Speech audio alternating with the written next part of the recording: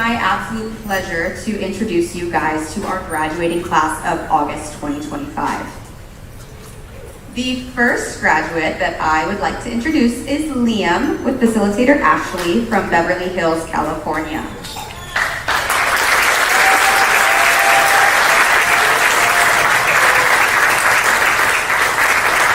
Liam is being placed with service dog Janie Bell, a female black lab golden cross. Janie Bell is being presented by her puppy raiser Deborah Holmes from San Diego, California.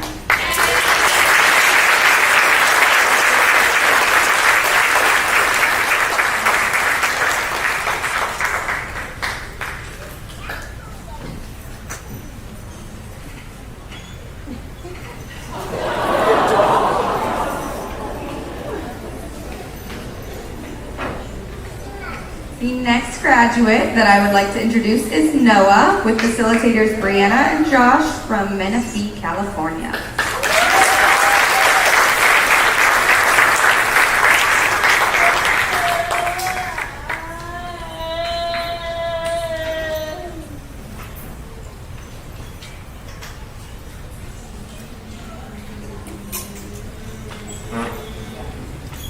All right, Noah. We're ready for you.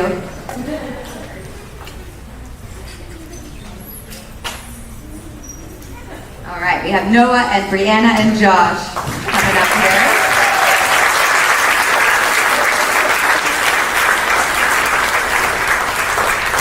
Noah is being placed with service dog Lundy, a male yellow lab golden cross, and Lundy is being presented by his puppy raisers Sarah Brink and Avonlea Allred from Santa Rosa, California.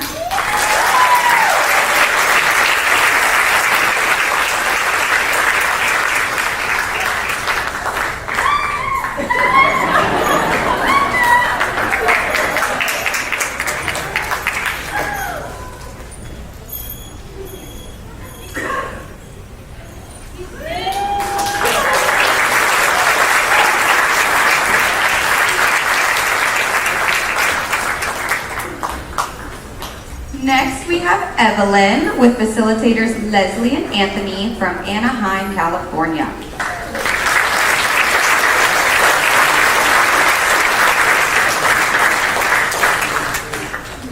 Evelyn is being placed with service dog Marin III, a female yellow lab. Marin is being presented by her puppy raisers Julie and Louis Murgis from Huntington Beach, California.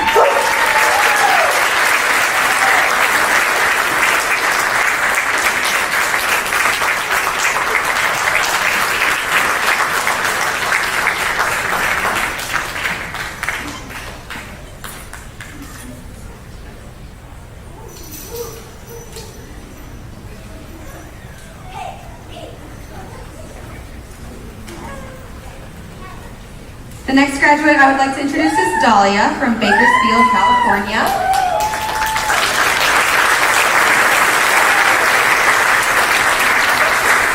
Dahlia is being placed with successor service dog Kingston VI, a male yellow lab golden cross. Kingston was raised by Federal Correctional Institution in Phoenix, Arizona, and Sharon Higgins from Phoenix, Arizona. Presenting Kingston is Sharon.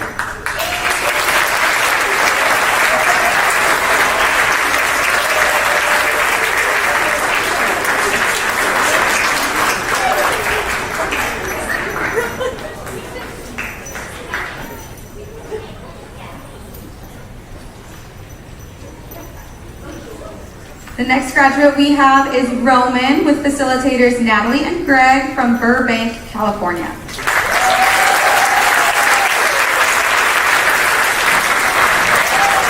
Roman is being placed with service dog Philly VII, a female black lab golden cross.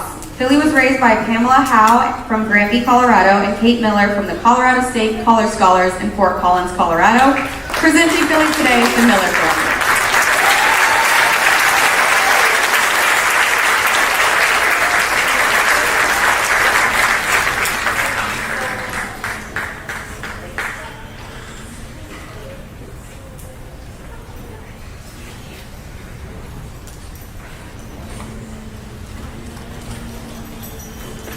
Next, we have Gage with facilitator Gina from Goodyear, Arizona.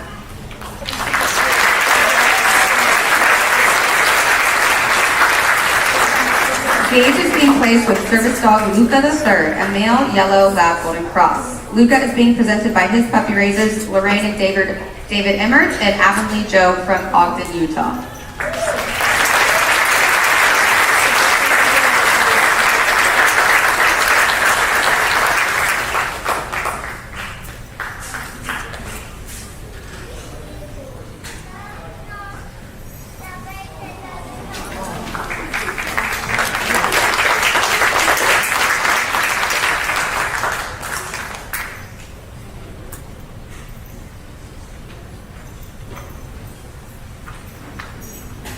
All right, next we have Tim from Salt Lake City, Utah.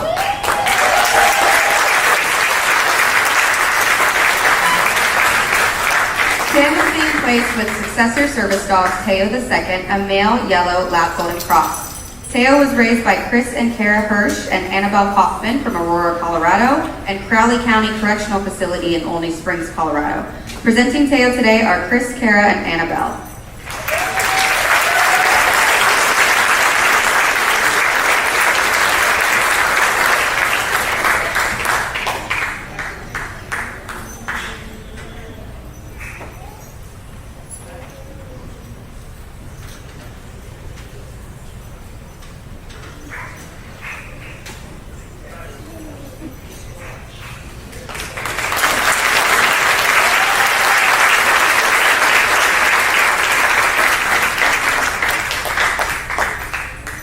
The next graduate I would like to introduce is Caitlin from Oceanside, California.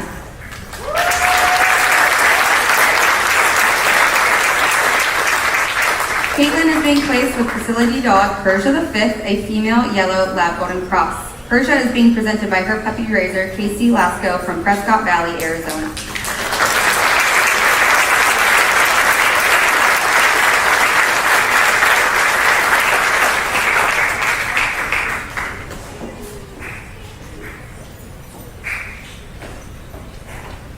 Next graduate I would like to introduce is Barbara from Albuquerque, New Mexico.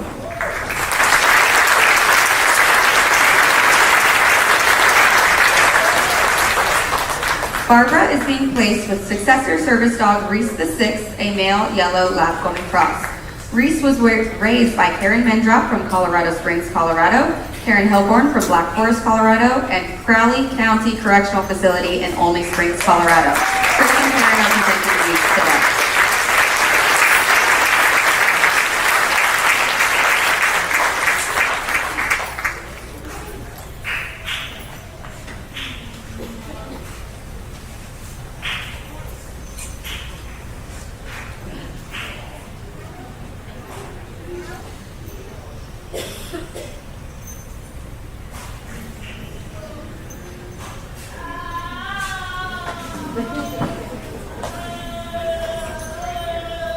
All right, last but not least, the final graduate I'd like to introduce is Ben with facilitator Debbie from Menifee, California.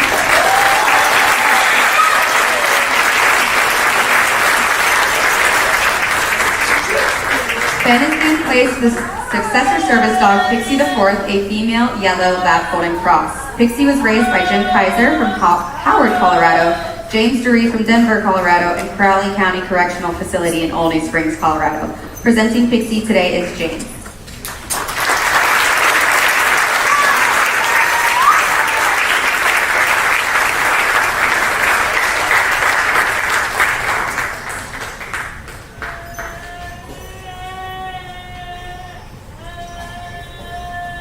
I would now like to ask Debbie to stay on stage to share a little about her team training experience, her event and Pixie.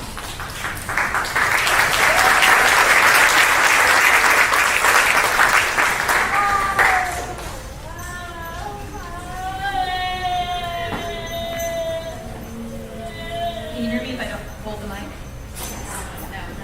No.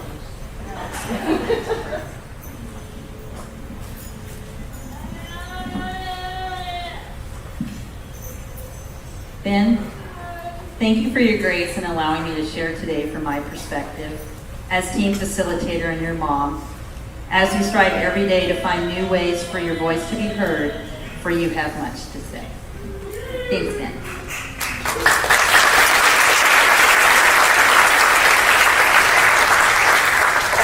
tell you a story of a boy, now the young man right here beside me, who dreamed of flying. Peter Pan is a fictional character created by novelist and playwright J.M. Barrie, a free-spirited and mischievous young boy who can fly and never grows up. Peter Pan spends his never-ending childhood having adventures on the mythical island of Neverland as the leader of the Lost Boys, interacting with fairies, pirates, mermaids, and occasionally ordinary children from the world outside Neverland. 21 years ago, my son Ben entered this world and was confronted by the land of nevers. He was told he would never walk, never talk, never work, never live independently, never have fun. Long lists of no's, he can't, we won't. How do you learn to fly when the odds seem so stacked against you? In the classic 1953 animated film, Peter Pan, Peter is asked, how do you fly? His answer was, think of a wonderful thought. Think of the happiest things. It's the same as having wings. So that's what we did. Instead of no, Ben can't, our thoughts became, how can we? What are the possibilities? I was drawn to Canine Companions for Independence in particular by the behaviors and appearance of their expertly trained dogs as they provided physical assistance to complete tasks. I saw an individual who used a wheelchair with a service dog who happily put his front paws up on the counter to retrieve a bag of lunch meat from the store deli counter and then dropped it into the shopping cart. What? How do you train a dog to do that? What else can they do? Could a service dog help Ben to do things that he cannot do alone? I began to engage with these graduates every time I ran into one in the community, asking questions and learning about their lives as well. It was then I realized that these amazing dogs were teamed with some pretty amazing humans. In February of 2017, at 14 years old, Ben received his first Canine Companion service dog named Aria. After 8.5 years of dedicated service to her beloved Ben, she is now enjoying her well-earned retirement. Aria truly has set the bar high for her successor. Matter of fact, her retirement adoptive family is here with us today.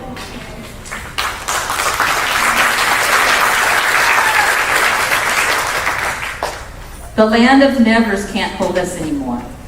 More and more of the no's have become yeses. Yes, Ben can walk, using his gait trainer to play sports and games with his service dog to increase his endurance and improve his health. Yes, Ben can talk, using an AAC device, and bring his dog to speech therapy sessions to motivate him and learn to give commands.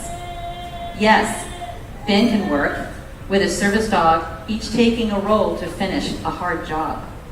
Yes, having a service dog assist with self-care. Somebody give that dog a baked treat. Lengthy and stressful medical procedures and daily routines increase Ben's independence and confidence. Yes, Ben has made many new friends who can't resist coming up to speak with him and learn more about his dog. Did you get a look at Pixie's face? She's adorable. Today, Team Ben and Pixie are embarking on a new adventure.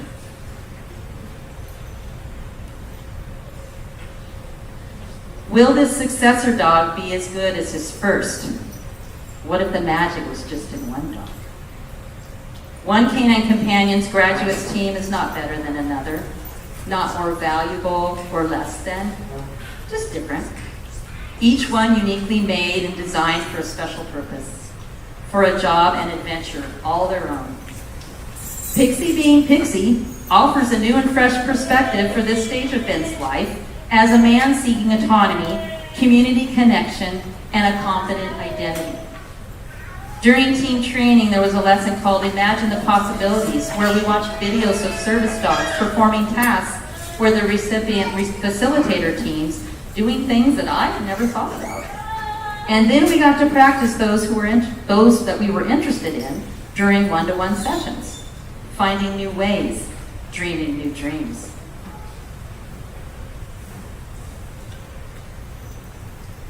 Pixie can help Ben reach new goals, such as teaming with his dog for business transactions, retrieving his medication bag when needed, helping him self-regulate when upset in challenging environments with cues like nudge and cover. And the best part, our relationship with Canine Companions for Independence doesn't have to end at graduation. Graduates are encouraged to call anytime if further assistance is needed, and are even connected with a local chapter close to home. And that is how an organization becomes family. What if all of us, regardless of our individual abilities, are better together? What if interdependence matters just as much as independence? Working together as members of one body. Depending on each other make big dreams a reality. Canine Companion volunteers, supporters, fellow students, and staff. All you need is faith, trust, and a little pixie dust.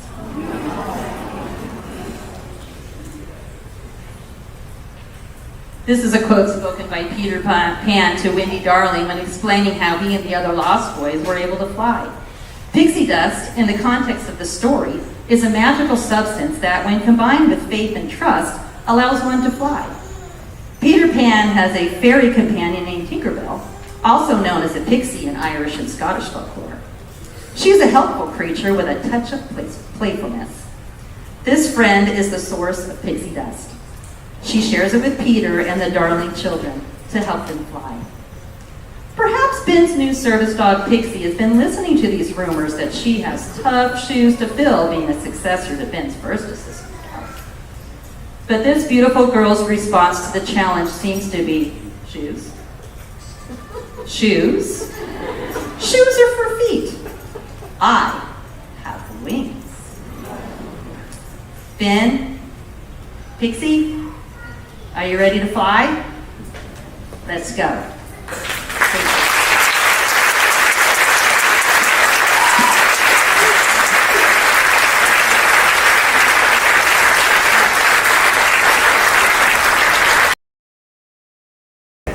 Hi, I'm Ashley, this is Liam, and this is Janie Bell. I mean, mostly I just enjoyed watching Liam interact with Janie Bell, and it became clear the first day that we brought her to the room how much she can really provide opportunities for him to increase his socialization, communication, and independence. So he really wanted her in his bed. So she came in his bed, and then I gave her the down so she would lay, and she didn't lay down right away. And then Liam, he's nonverbal, but he communicates through touch chat, a communication program on his AAC device. And so then he said down. And he's never used that word except for in context of scrolling for YouTube videos. And then a step further, he was so highly motivated that he then went back to his voice and said, Janie Bell down again, because we had programmed her name into there. And so just seeing already how she's helping to elicit more communication is really exciting, and she's just very motivating. So I think a lot of people have asked, well, what skills specifically will she help him with? And I think it's really trying to explain the idea of how companionship can help increase independence. And again, it's been a few days, but I'm seeing that, tremendously, even with transitions. I needed Liam to leave the room to go greet someone, and he didn't want to go. And then I said, Janie Bell's going to come with us, and he got up right away. So I think just really being open to all the ways that a service dog can help, in my case at least, a child with developmental disabilities. I'd like to thank Canine Companions for Independence, the entire organization. I'd like to thank the donors that make this possible. I know what a tremendous gift this is, and the massive investment that goes into these puppies and these dogs. I'd love to thank the volunteer puppy breeder and the puppy raiser and the incredible trainers that we've had here who are being patient enough to teach us all of the skills that they've been working on for 6 months. So really the entire organization, we're very grateful for this opportunity. Bree, Josh, Noah, Wendy. Calabrese. I actually found Canine Companions in a local special needs group, and Noah's always loved dogs, but it was like, do we want to get a dog? But then they're not trained, and how do we know it's going to be a good dog for Noah? And then we were actually at one of his OT sessions, and there was a family there with a canine. And Noah was super overstimulated. Car rides really get him hyped. And she was like, can we try something? And she had him sit, and her dog went into the cover position on Noah. And it just calmed him down. Like the dog, Noah just interacted with the dog. It was like he totally forgot about the stress of the car ride. And it was like that, those two things. I was like, okay, this is a sign. We got to do this. Big light bulb moment for Yeah. her, for sure. I work really long hours, so knowing that the dog is going to be there with my family to help provide Bree another tool to help comfort our son who's on the spectrum, I think that just gives me a lot of peace being away from the house. Having another steady hand in Lundy here, that's going to help hold down the fort with my wife. We saw one really cool that we were able to work on, which was getting him in Noah's wagon. Oh, that's great. And that, like, parks are kind of even meltdown moments for him. So getting him in there and seeing Noah's giant smile was amazing. So, I mean, and that's not even something that is cute. That's just something that you guys were able to teach us. Yeah, and he's got a lot of strong suits too. He's great at push, so push pads opening doors. He's great at things like Lundy, shake, you know. Yeah. He's a sharp dog, so we're really excited to continue to unlock some of the tools on his tool belt. I'd like to thank the family that introduced me to the program. So her name is Michelle and Corey, and then Chuck, right? Yeah, no doubt. I think she alley-ooped me there. Chuck has been pretty instrumental in our success in the program. Something specifically that stands out to me when I think about Chuck is his leadership and the way he brings energy and enthusiasm to his instruction that makes it really easy to absorb the lessons. And he's very hands-on, and he's got a lot of personality, which really helps captivate your attention and make sure that everyone's engaged and internalizing all the different cues that are being taught to you. It's really important, especially as adult learners, right? You have your own career sets, your own strengths and weaknesses, and not everyone's used to being in a classroom setting with 8 dogs, and so to be able to absorb and retain everything being taught to you with all the distractions, I thought Chuck did a phenomenal job of just keeping us locked in and engaged. My name is Leslie. This is my husband Anthony, and this is Evelyn, and this is Mary. Kind of like sat her down on the couch, and we told her and her brother, we're like, look, they said yes, and she was so excited. And we told them we're just gonna wait, and we're in the waiting pool now, and we'll see when they call us. But when I told her that we got the call to come to camp, she was over the moon. Yeah. I just been crying like crazy. She was crying like crazy. Seeing how well trained the dog is, you know, and then getting to learn all this stuff and seeing how Evelyn is. I mean, even though sometimes she's, you know, doing something else, she's still paying attention almost at all times, which is, you know, she's 7, it never happens. So there are things that we don't even think that she's learning, and she's getting them without us even noticing. I think the push, because it's gonna help Evelyn for when, you know. I pushed open my drawers. So I have a bottom drawer, and that's a very open there. It's a very open there. So also when they're out, you know, and Leslie's got maybe both kids and the dog, and then we see a push plate, you know, those are to open the doors for her so she doesn't have to fumble around or do anything. It's really, really great. They can be so helpful for you. You never know. And they'll give you ideas of what you need that they might, you know, help you with. I didn't realize you can use the dog as a reward system for the child. Like, she's doing therapy, it's hard work, let's do 5 more minutes and then we're going to go play fetch. Yeah, And so, yeah, I was like, oh, okay. So they gave me ideas as well. So That's so cool. hopefully we can inspire somebody else to reach out and start their own adventure. So my name's Dolly Rudek, and this is Kingston the 6th. So I was raised in a household that I think really valued dogs, and actually my mom trained her obedience dog to pull on the ribbon of my cradle when I would cry as a baby. So, King, what you doing? All kinds of dogs. So, you know, knowledge of working dogs and the value that dogs can have, I think, was really just an integral part of, you know, growing up. And so when I got older and my disabilities suddenly got a lot worse when I was, in my late teens, and I started having to navigate the world with a wheelchair, I think reaching out for a service dog was just a really natural and obvious way to increase my independence and help me, figure out the world around me and figure out myself. Seeing an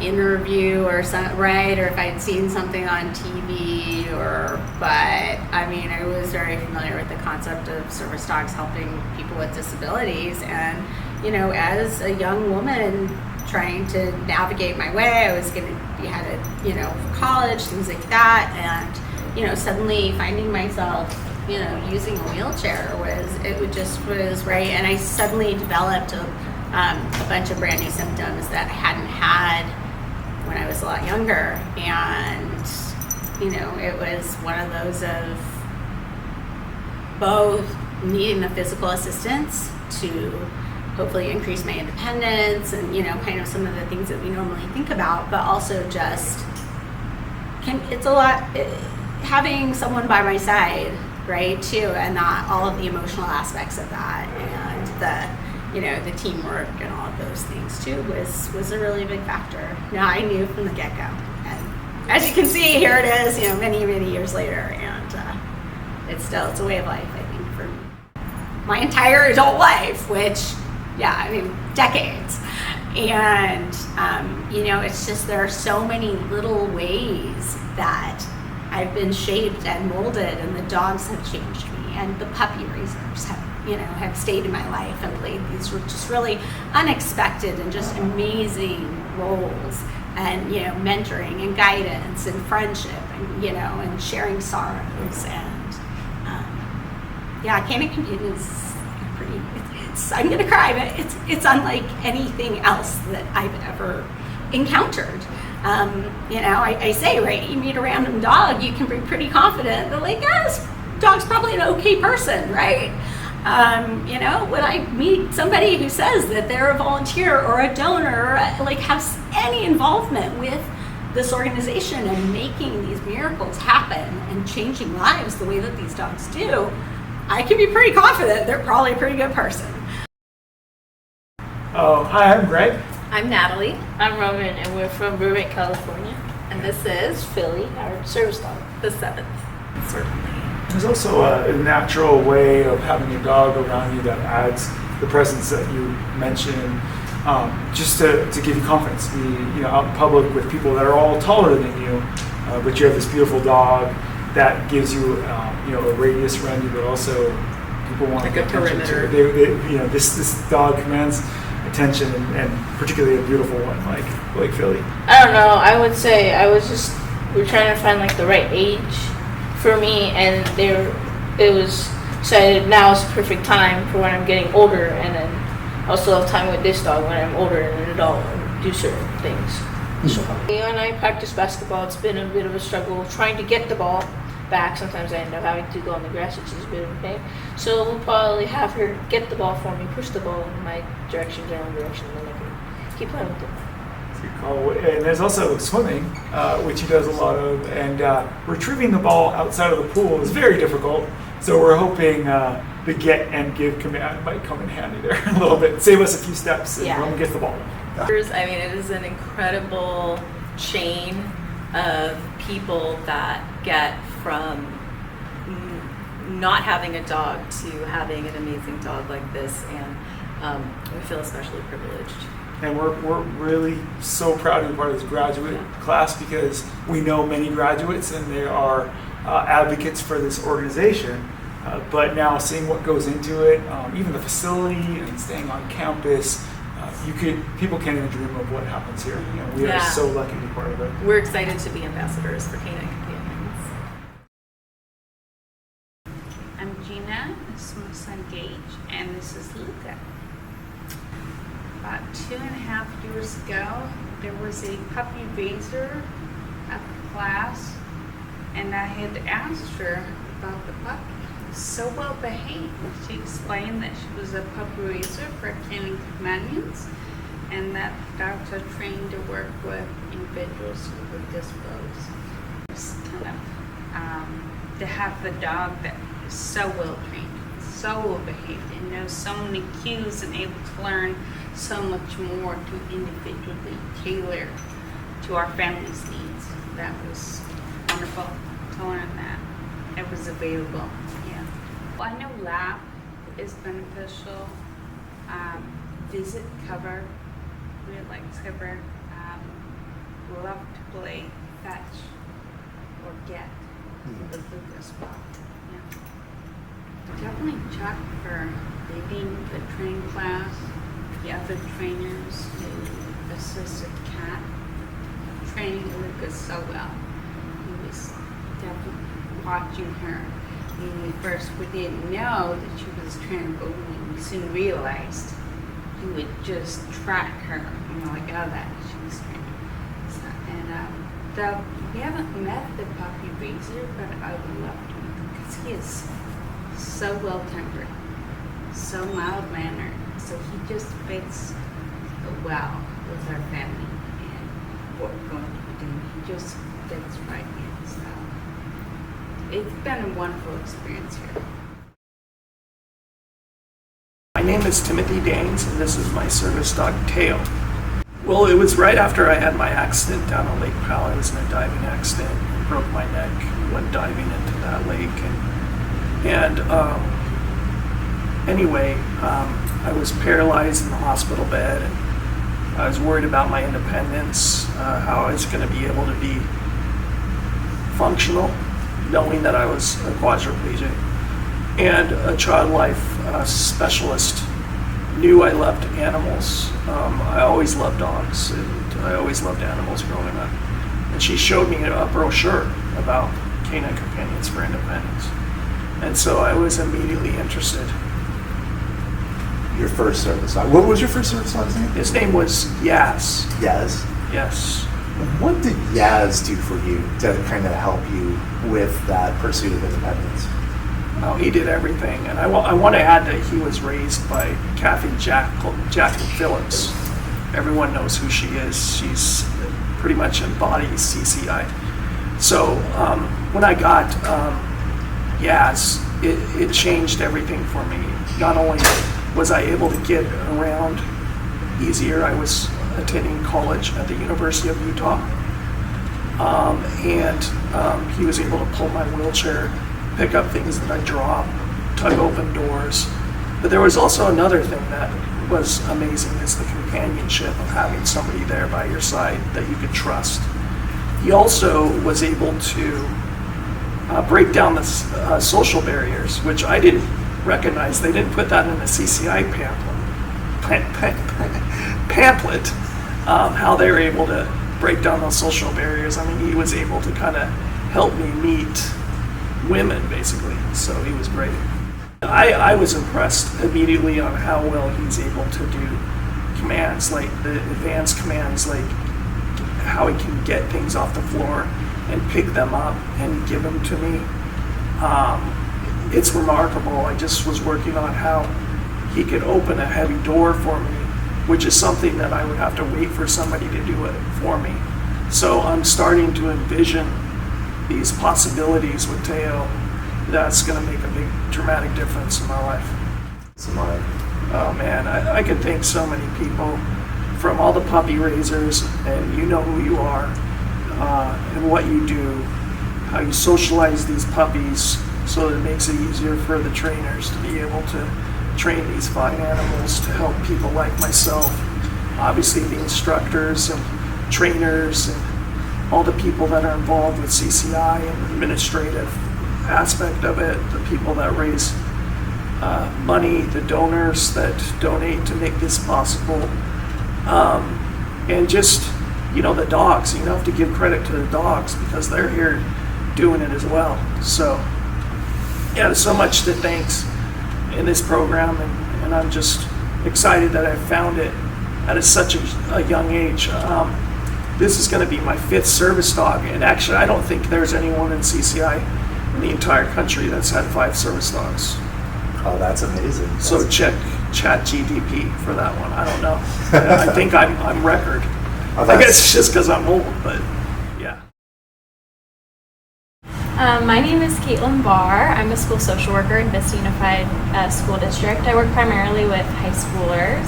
And this is my service dog, or my facility dog, sorry, Persia. Yeah, that's her. And yeah, I just saw how impactful they were in supporting the students' social emotional health, and just thought it would be a really beautiful thing to bring to my practice as well, and interventions with the students. Generally just working with a service dog in the same office every day. One of the counselors that I worked with, she had a service dog named Sushi, and I just saw on the daily basis how impactful she was in supporting the students, and what are you doing, girl? And just providing that physical affirmation that I think that we can't provide as school personnel. And so just watching that was really powerful on a daily basis. And then also, I unfortunately had a couple of students pass away last year, and I lead the work in supporting the students and figuring out what our support plan is going to be. And there was a specific group of people that were really close to one of the students that passed away, and we were talking with them a little bit about some of the supports that they might want in continuing coming to school and feeling they were going to be okay throughout the day. And we throw a bunch of people at them and adults at them, and of course verbal talking is really helpful to process emotions, but there were a couple of students who were I really just want to hug a dog. And so we were able to bring another agency on campus who provide therapy dogs, and I just saw how much joy and light it really brought a lot of our students who were going through a super challenging time. And so that was a really powerful moment for me, and realizing how impactful these dogs can be in conjunction with providing that verbal social emotional support, also giving them that comfort and physical support, and something that they can kind of just love on and interact with, can really make these super challenging situations a little bit easier. Yeah, and I think just as people, right, we don't always want to talk. We don't always want to talk about our emotions. Sometimes just getting that boost of joy can help us kind of process and work through some stuff as well, and getting that unconditional love that comes from a dog is really just such a beautiful thing. I feel this process has been so amazing, and everybody that works at this organization, you can tell there's a lot of passion and empathy. From my first application to the in-person interview to this whole team training process, everybody I've interacted with has just been a really genuine and amazing human. So I'm super grateful to her puppy raisers. I'm super grateful for the trainers who have put so much intention and care into raising these really special animals, and then teaching us all the skills to really utilize them. And I'm thankful for this organization, all of the donors. I just feel really grateful that I get to work alongside her now, and I get to bring this incredible, beautiful intervention to my kids. Hi, my name is Barbara Schwartz. I'm from Albuquerque, New Mexico, and this is my new dog, Reese. I was doing a presentation for the Delta Society, which is the Association for the Animal-Human Bond in Vancouver, Canada, and I was walking along, going to breakfast, and I noticed this young woman who was being helped by a black lab, and that black lab was Abdul, the first Canine Companion dog. So that sparked my interest. I became interested, and I would donate money and hang their calendars in my office. But I lived in the West, and we moved to New England, and I suddenly noticed that there were stairs everywhere, and I figured I could really use a dog that would help me with that. Oh, absolutely. And what was your first service dog's name? Thomas. Thomas. What, if you don't mind me asking, what year did you get Thomas? I got him in 1997. Getting used to a very different approach, but one that I think is much kinder, and he's a wonderful dog. He's very different. All my dogs have been very different, and this is a very sensitive guy who loves to, put his head on my lap all the time. If I'm using crutches, I could easily lose my balance. So to have a dog that would come and pick up whatever it is that's a big help. What do you tell people who maybe are unfamiliar with Canine Companions? They come over and ask you, oh, who's your dog? What's this organization? What have you been able to kind of share about your experience? Well, I can tell them now about 4 different dogs, and they've all been great. And I always point out that Canine Companions is the longest and the most respected, and to look on the internet and check them out, and that it's free. My name is Ben Zimmer. Would you like your new service dog to introduce herself? Maya.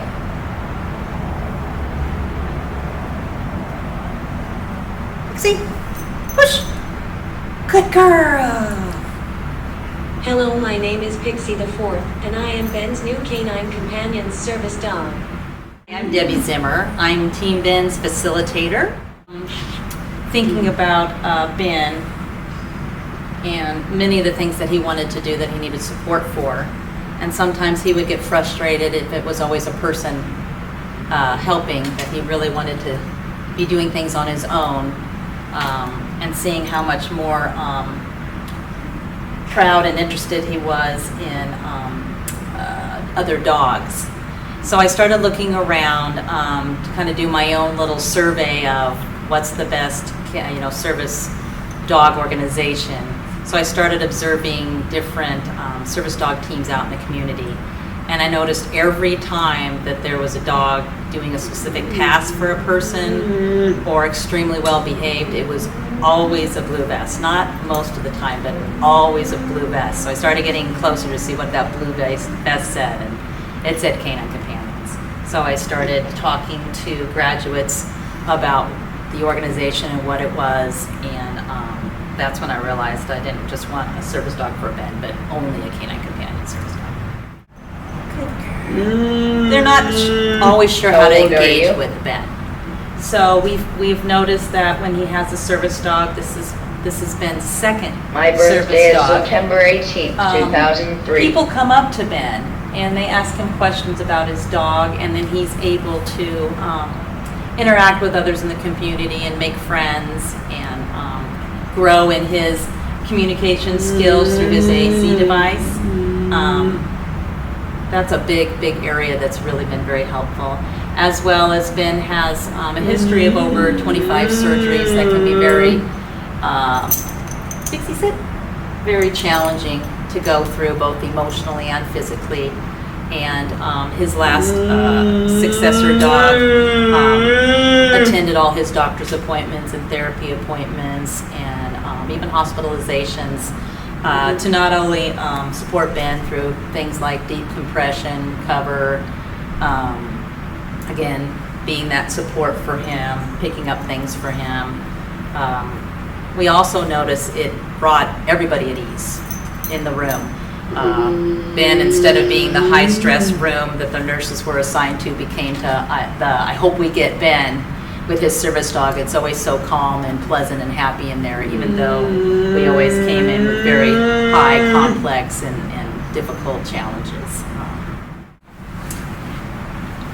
I would say it's very helpful to talk to graduates and find out what their dog does for them and how it's beneficial for their life.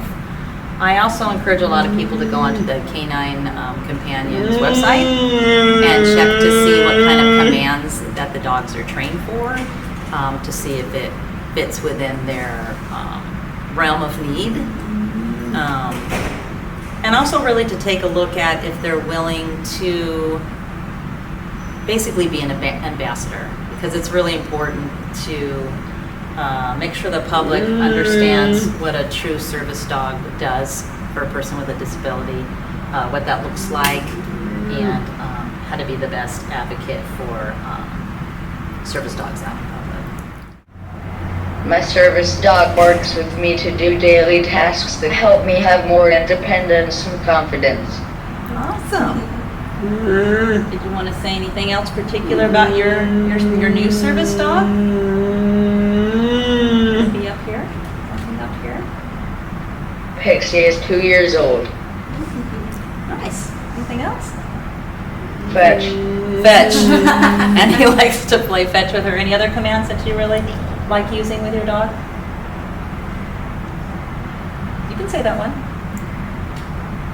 Ask me a question about my service dog. That's one he really likes. Oh. She is a yellow lab golden cross. Be able to answer for himself now, which makes him really proud as he's an adult now, and he's going to be turning 22. So we're going to really focus with his successor service dog to find more ways for him to directly interact and for her to really represent Ben as an adult who can do things, even more things with Pixie at his side.